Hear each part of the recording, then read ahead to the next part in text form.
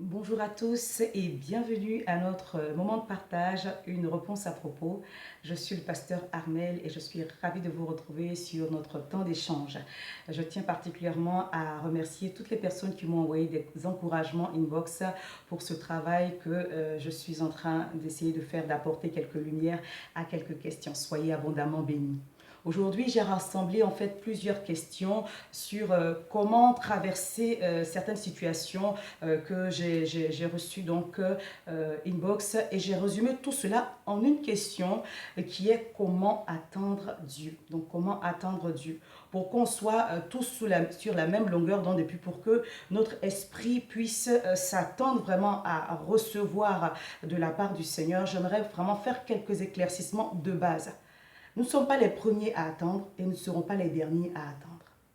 Nous avons attendu, nous sommes peut-être pour certains, je parle pour moi, en train d'attendre et pour l'avenir, nous serons aussi en train d'attendre quelque chose. Voilà, donc nous ne sommes pas les premiers, nous ne sommes pas les derniers et si Dieu permet l'attente, c'est pour un but. Donc, premièrement, l'attente qui est récompensée est une attente qui est attachée à une promesse biblique ou à une promesse de Dieu. L'attente qui est récompensée n'est pas une attente dans le vide, c'est une attente qui est attachée à la parole que Dieu nous a donnée lorsqu'on a tourné les regards vers lui. Donc, si on n'a pas de promesse attachée à notre attente sera vaine. Il faut avoir une parole sur quoi s'appuyer quand les moments sont difficiles. Il faut avoir une prophétie sur quoi s'attacher, sur quoi s'appuyer quand les moments sont difficiles. Et Dieu parle toujours. Dieu peut parler à travers une prophétie qu'il nous a donnée, à travers un prophète, à travers notre pasteur dans l'église ou à travers notre propre méditation de la parole. Dieu peut nous donner une parole prophétique pour nous aider à attendre, sur laquelle on s'appuie. C'est pourquoi Habakkuk 2, jusqu'au verset 4 nous dit, écris la prophétie, grave-la et lis-la couramment. Comment attendre? On doit se rappeler en fait régulièrement la promesse que Dieu nous a faite parce que ça nous aide à attendre.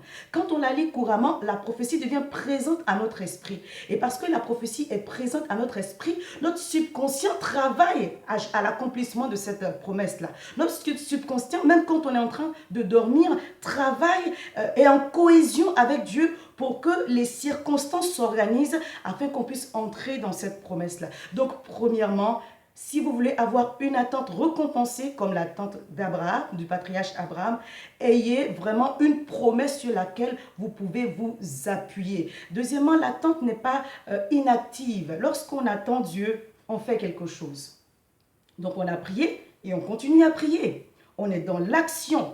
C'est-à-dire que si je m'attends à un travail, je m'attends à une entreprise, il faut que je dépose mon CV, il faut que je commence à rédiger mon projet. Il faut faire quelque chose pendant qu'on attend. On n'attend pas couché, on n'attend pas dans la dépression, on n'attend pas dans le découragement. L'attente qui est récompensée est une attente active dans laquelle on met les principes de Dieu en application, dans laquelle on est dans une marche d'obéissance, dans une marche où on écoute Dieu quotidiennement pour savoir à quelle étape où est-ce qu'on en est dans la poursuite de nos objectifs. Donc l'attente qui est récompensée est une attente qui est active. Notre Seigneur Jésus a commencé son ministère à 30 ans. Il a attendu. Moi, je pense qu'on peut commencer le ministère à tout âge.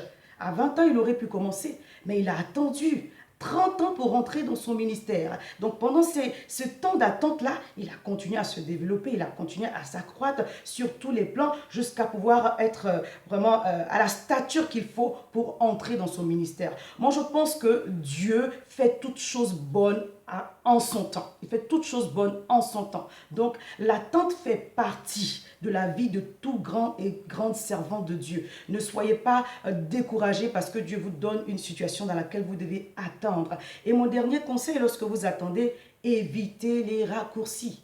Évitez les raccourcis. Parce que les raccourcis ne vous mèneront nulle part. Ou vous mèneront dans un endroit où même avec un salaire, vous n'allez pas vouloir y rester. Donc, c'est important de savoir que pendant qu'on attend, on attend attaché à la promesse de Dieu, on attend de façon active, mais on attend aussi de façon à marcher dans la lumière, à marcher dans la vérité et à ne pas chercher ça et là des raccourcis et des situations qui peuvent devenir plus tard des situations qui vont nous bloquer. Voilà ce que je voulais apporter comme encouragement à une personne qui est en train d'attendre, comme parole de motivation à une personne qui est en train d'attendre. Que le Seigneur nous fortifie tous, car la grâce de Dieu est suffisante. Soyez bénis et à bientôt.